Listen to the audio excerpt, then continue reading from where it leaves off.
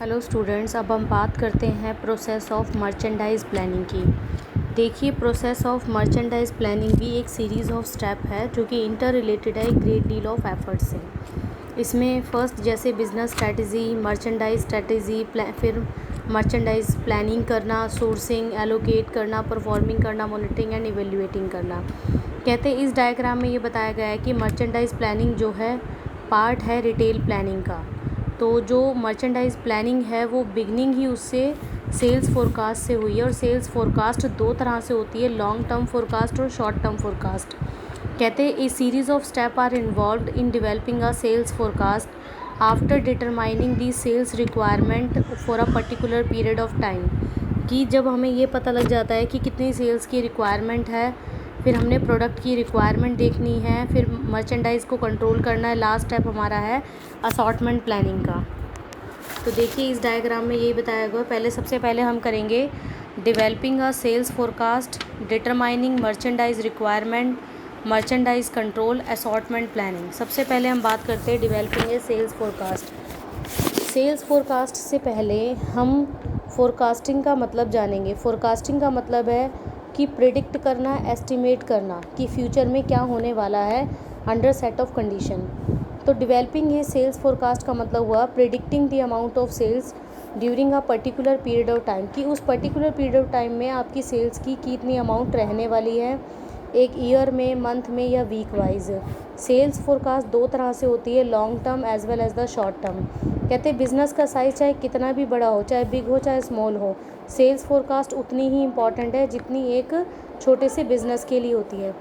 Generally जो sales forecast है वो प्रिपेयर्ड की जाती है टॉप लेवल मैनेजमेंट के द्वारा।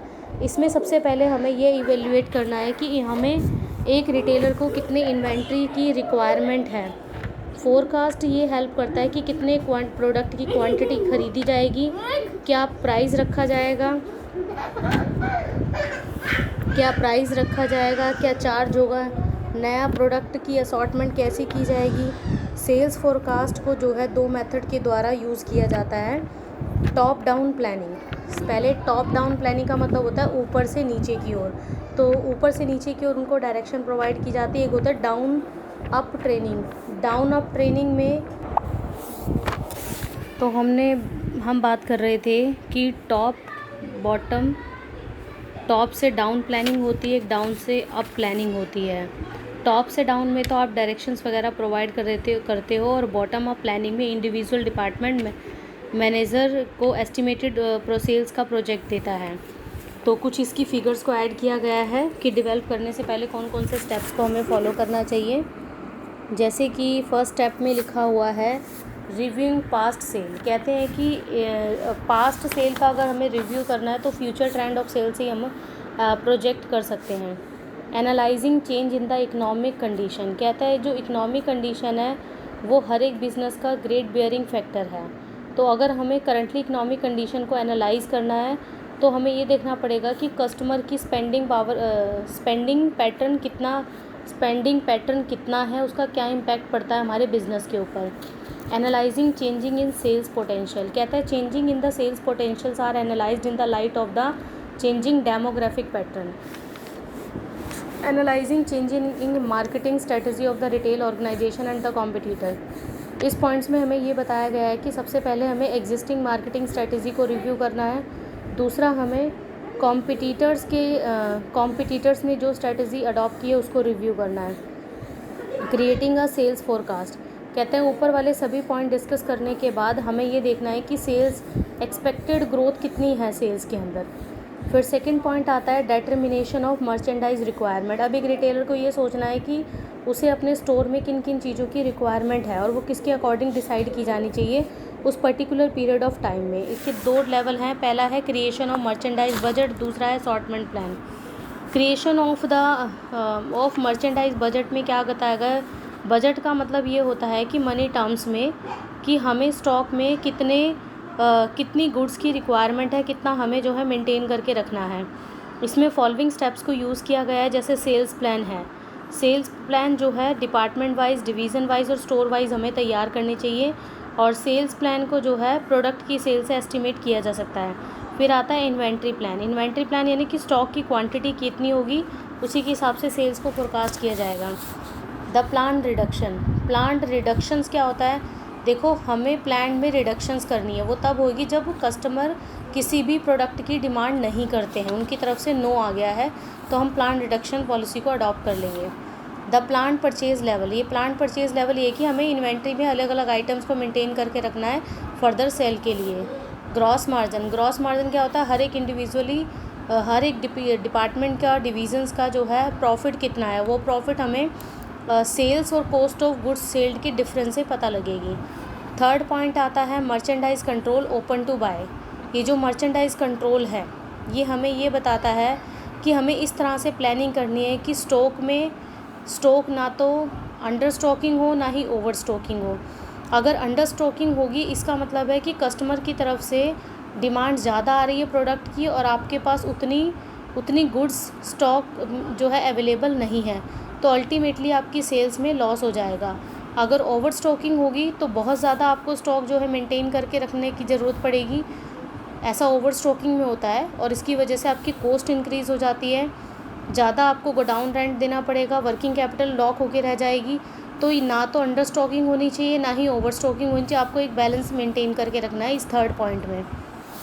फोर्थ पॉइंट में आता है असॉर्टमेंट प्लानिंग। असॉर्टमेंट होता है कलेक्शन ऑफ गुड्स, कि आपने किन किन टाइप्स की कलेक्शन ऑफ गुड्स करनी है, उसको केयरफुली एनालाइज करना है। कहता है if the goods are not assorted properly the retailer may lose his customer. अगर गुड्स आपने सही तरीके से कलेक्ट करके नहीं रखी है तो आप अपने जो रिटेलर है वो अपने कस्टमर को खो देगा।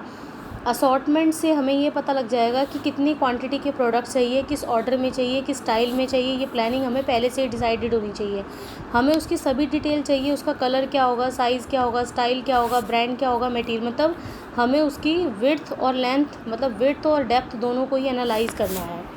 जैसे कि इस पॉइंट्स में दिखाया गया है, मैंने पहले भी डिस्कस किया था कि ब्रेथ में जो आता है वो हम ब्रांड को लेकर चलते हैं कि मल्टीपल ब्रांड्स आपके पास कितने अवेलेबल हैं, और डेप्थ में उसका कलर क्या होगा, साइज़ क्या होगा, स्टाइल क्या होगा, ये आएगा। देखो इस डायग्राम में जैसे फर्नीचर है, अब फर्नीचर बनाने वाली कंपनी बेड भी बना रही है, सोफ़ा सेट भी, सेंटर टेबल भी, ऑफिस एंड स्टडी टेबल, ये तो एक प्रोडक्ट लाइन होगी कि वो फर्नीचर का ही काम कर रही है। लेकिन सोफ़े में ज़ीरो फर्नीचर होगा, गोदरेज, उषा होगा, ड्यूरेन होगा, ये ब्रांड्स आ गए, अलग अलग ब्रांड्स के जो है सोफ़े बना रही है, ये उसकी ब्रेथ है। डेप्थ में कि हम जो जुआरी फर्नीचर है उसके कलर क्या होगा, साइज़ क्या होगा, स्टाइल क्या होगा, तो ये हमारा डेप्थ आ जाएगा। तो ऊपर वाले डायग्राम में ये क्लियरली डिफाइन किया गया है कि हमें ब्रांडेड फर्नीचर्स के साथ काम करना है, और फर्नीचर बनाने वाला जो शोरूम है वो 4 तरह के फर्नीचर बना रहा है, 4 तरह की प्रोडक्ट लाइन है, बेड, सोफ़ा, सेंटर टेबल और ऑफिस। तो इसकी ब्रेथ और हमने डेप्थ चेक कर ली। ये चेक करने के बाद जब हम ब्रेथ और डेप्थ को देख लेते हैं तो यहाँ पर देखो एक रेंज प्लान लिखा है कि रिटेलर को ये भी डिसाइड करना चाहिए कि उसका रेंज प्लान क्या होगा। रेंज मतलब हमें उस प्रोडक्ट का प्राइस उस रिटेल स्टोर में कितना रखना है। तो हर एक ब्रांड का अलग अलग प्राइस रखा जाता है। कुछ ब्रांड के जो प्राइस है वो लोअर रेंज प्रोडक्ट होते हैं, कुछ मीडियम रेंज प्रोडक्ट होते हैं, कोई हायर रेंज प्रोडक्ट होते हैं। Higher range product are also known as premium range. Higher range of product को प्रीमियम रेंज भी कहा जाता है। डिपेंड करता है कि कितने टाइप का कस्टमर है। रिटेलर कस्टमर को देख के डिसाइड करता है कि आप उसने उस कस्टमर को लोअर लेवल प्रोडक्ट दिखाने हैं, मीडियम लेवल प्रोडक्ट दिखाने हैं या हायर लेवल ऑफ प्रोडक्ट दिखाने हैं। इसलिए जब भी आप कोई भी सूट साड़ी ख़रीदने जाते हो तो सबसे पहले आपसे यही पूछा जाता है किस रेंज का प्रोडक्ट आपको चाहिए। कहता है for example Hindustan sanitary ware and industries limited है, मतलब हिंदुस्तान सैनिटरी वेयर इंडस्ट्री जो है सैनिटरी प्रोडक्ट बनाती है और वो हायर लेवल ऑफ प्रोडक्ट है, उसकी रेंज प्रीमियम रेंज रखी जाती है, ज़्यादा रेंज रखी जाती है। और कुछ जो है हिंदुस्तान हिंद वेयर कलेक्शन है क्यूओ, वो लोअर लेवल और मीडियम लेवल दोनों तरह के प्रोडक्ट बनाती हैं। ये तो थी इसकी प्रोसेस के पॉइंट। फिर आता है रिटेल कम्युनिकेशन क्या होता है। देखो जो कम्युनिकेशन वर्ड है वो लैटिन वर्ड से ड्राइव्ड हुआ है कम्युनिकेयर से, जिसका मतलब होता है मेक कॉमन। कम्युनिकेशन का मतलब है कि कुछ ऐसा लोगों को बताना प्रोडक्ट के बारे में ताकि उनको उनकी नॉलेज हो जाए। फिर रिटेल कम्युनिकेशन का मतलब हुआ कि customer communicating about the retail store to the customer. It include the information about the merchandise offers, कि रिटेल स्टोर अपने कस्टमर को क्या क्या बताने जा रहा है, उसके प्रोडक्ट के बारे में, क्या क्या सर्विसेज वो रिटेल स्टोर देगा, स्पेशल्स ऑफर्स क्या होंगे, प्रोडक्ट की लाइन क्या होगी, लोकेशंस क्या होगी, ये सारी चीज़ें। 3 इंपॉर्टेंट फंक्शंस है जो रिटेल कम्युनिकेशन में हमारी हेल्प करते हैं, जैसे कि इन्फॉर्मिंग करना। रिटेल कम्युनिकेशन का ये फर्स्ट मेन फंक्शन है। इसमें जो रिटेलर्स का है वो ये एम होता है कि आपके टारगेट कस्टमर को किस तरह से इन्फॉर्म किया जाएगा, through advertising, publicity, newspaper, television channel, किस तरह से, ठीक है। उसमें उसके features, special feature, discount coupon वगैरह, उन सब के बारे में भी इन्फॉर्म करना चाहिए। परसुएड का मतलब ये होता है कि कन्विंस करना, कस्टमर आए और आपके रिटेल स्टोर पे वो प्रोडक्ट ख़रीद के लेके जाए। और कन्विंस आप डिफरेंट मेथड से कर सकते हो। एडवर्टाइजिंग भी एक परसुएडिंग का एक सोर्स है। रिमाइंडिंग का करना कि आप अपने पुराने कस्टमर को कैसे बनाए रख सकते हो, कैसे इमेज क्रिएट कर सकते हो, ये रिमाइंडिंग में होता है। ये भी एक परसुएडिंग का ही काम होता है। कॉन्टीन्यूसली उन लोगों से कॉन्टैक्ट करके रखोगे तो वो उनको रिमाइंड हो जाता है। तो रिमाइंडिंग के लिए हमारे बहुत सारे मेथड सामने आए हैं, जैसे एडवर्टीज़मेंट है, पब्लिसिटी है, डायरेक्ट मार्केटिंग है, सेल्स प्रमोशन ऑफ़र है। एडवर्टीज़मेंट क्या है? एडवर्टीज़मेंट जो है वो लैटिन वर्ड से डिराइव्ड हुआ है, एडवर्टियर से, जिसका मतलब होता है टू टर्न दी अटेंशन, मतलब एक प्रोडक्ट के लिए अटेंशन क्रिएट करना। एडवर्टीज़मेंट नॉन पर्सनल सेलिंग है। इसमें कस्टमर को प्रोडक्ट के बारे में जो है अट्रैक्ट किया जाता है थ्रू बैनर्स वगैरह, इस तरह से। इससे प्रोडक्ट की क्वालिटी, क्वांटिटी, फीचर्स, प्लेस, सब के बारे में पता लग जाता है। इसमें लोग इंड्यूस होके जो है प्रोडक्ट को ख़रीद लेते हैं। लेटेस्ट ऑफर्स वगैरह इसमें बताए जाते हैं। इसके कुछ फीचर्स के बारे में डिस्कस किया गया है। जैसे पहला बताया गया कि एडवर्टाइजिंग पेड फॉर्म है। बिल्कुल यहाँ पर रिटेलर एडवर्टाइजिंग एजेंसी को पेमेंट करने के बाद ही अपना प्रोडक्ट इंट्रोड्यूस करवाता है। एडवर्टाइजिंग नॉन पर्सनल फॉर्म है। इसमें कोई डायरेक्ट रिलेशन नहीं होता कि टीवी पर जो हम दिखा रहे हैं प्रोडक्ट और वो उन लोगों को ही दिखाना है, तो इस तरह से नॉन पर्सनल है। एडवर्टाइजिंग किसी भी फॉर्म में हो सकता है, रिटर्न में, प्रिंटेड फॉर्म में, विजुअल में, ऑडियो में और ऑडियो विजुअल में। एडवर्टाइजिंग मास कम्युनिकेशन है। ऐसा नहीं है एक ही टाइम पर एक लोग देख रहे हैं, बहुत सारे लोग देखते हैं उसको और अट्रैक्ट होते हैं।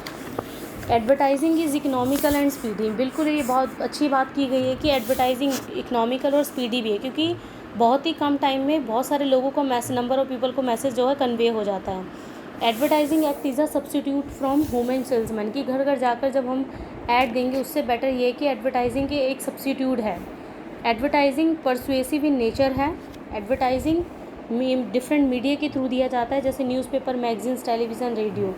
एडवर्टाइजिंग एक कंट्रोल्ड प्रोसेस है कि उसमें टाइम, नेचर, मैसेज सब फिक्स होता है। एडवर्टाइजिंग एक आर्ट है, बिल्कुल आर्ट है, क्योंकि एडवर्टाइजिंग इस तरह से क्रिएट की जाती है ताकि कस्टमर के माइंड में उस प्रोडक्ट की इमेज बैठ जाए। कहता है ये एडवर्टाइजिंग के जो फीचर्स है। उसके बाद आता है functions of advertising for retailer. Retailer के लिए क्या काम करता है ये? रिटेलर के लिए ये तो डिमांड क्रिएट करता है, फीचर्स को हाईलाइट करता है, उसके यूजेस बताता है, कस्टमर के माइंड में रिमाइंडर डालता है, फाइट कंपटीशन में एक अच्छा रोल प्ले करता है, अनाउंस करता है स्पेशल ऑफर्स और स्कीम को, और ब्रांड इमेज का एक सबसे अच्छा सोर्स है। अब बात करते हैं हम पब्लिसिटी क्या है। पब्लिसिटी भी नॉन पर्सनल है, नॉन पेड है, अनपेड है, और इसमें मीडिया के थ्रू जो है पब्लिसिटी दी जाती है। Publicity positive word of mouth भी होती है, नेगेटिव वर्ड ऑफ माउथ भी होती है। पॉजिटिव वर्ड ऑफ माउथ से जो है बहुत सारे लोग अट्रैक्ट होते हैं और उस प्रोडक्ट को ख़रीद लेते हैं। अगर नेगेटिव वर्ड ऑफ माउथ होगा तो आप बहुत सारे कस्टमर को खो दोगे। फिर आता है डायरेक्ट मार्केटिंग क्या होती है। डायरेक्ट मार्केटिंग मतलब डायरेक्टली आप जो है कस्टमर के घर घर जाकर जब अपना प्रोडक्ट सेल करते हो तो वो डायरेक्ट मार्केटिंग है। उसमें टाइम ज़्यादा लगता है। जैसे आप ईमेल या टेलीफोन के थ्रू भी डायरेक्ट मार्केटिंग कर सकते हो। सेल्स प्रमोशन क्या है? सेल्स प्रमोशन का मतलब होता है शॉर्ट टर्म बेनिफिट्स अवेल करने के लिए आप किस तरह से सेल्स को प्रमोट करने की कोशिश कर रहे हो थ्रू डिफरेंट मेथड। ठीक है, वो डिफरेंट मेथड्स आपके discount, coupon, special offer, contest, trade show, display, exhibition, fairs and exhibitions, ये सभी हो सकते हैं। तो सेल्स प्रमोशन में भी कंज्यूमर ओरिएंटेड, जिसमें कस्टमर को अट्रैक्ट किया जाता है। मिडल मैन ओरिएंटेड भी है, जिसमें होलसेलर, रिटेलर सभी आ जाते हैं, और ये जो है आपको अट्रैक्शन करने का एक सोर्स है, सेल्स को प्रमोट करना, बढ़ाना। फिर आता है आपका इंटरनेट मार्केटिंग। देखो आज के टाइम में सबसे ज़्यादा जो इंक्रीज़ हो रहा है वो इंटरनेट मार्केटिंग है। इसके द्वारा कस्टमर जो है साइट्स को ओपन करते हैं और न्यू जो है अपने ऑफ़र स्कीम्स वगैरह देखते हैं और न्यू वेबसाइट्स को चेक करके वहीं से अपना जो है परचेजिंग खरीद लेते हैं। लेकिन ये तब यूज़ किया जाता है जब आजकल जैसे लोगों के पास टाइम बहुत कम है लेकिन पैसा है, तो वो लोग जाना पसंद नहीं करते। वो थ्रू वेबसाइट्स के थ्रू ही अपना चेक कर लेते हैं, अमेज़ॉन वगैरह के थ्रू, और अपनी परचेजिंग जो है ख़रीद लेते हैं। ये भी एक बहुत अच्छा सोर्स है कस्टमर से इंटरेक्ट करने का। तो देखिए यहाँ पर टाटा मैकगिल पब्लिकेशन में ये बताया गया है कि जो एडवर्टाइजिंग है, सेल्स प्रमोशन है, स्टोर एटमॉस्फेयर, वेबसाइट वगैरह, ये सब इम्पर्सनल है और पेड फॉर्म है। ठीक है, पर्सनल वाले में भी ये बताया गया है, ये जो है पर्सनल है, वर्ड ऑफ माउथ भी, और पब्लिसिटी जो है अनपेड फॉर्म में है। तो यहाँ पर ये मैंने आपको बता दिया है कि किस तरह से जो है रिटेल कम्युनिकेशन और कितने कितने मेथड्स को इसको यूज़ किया गया है। Thank you so much.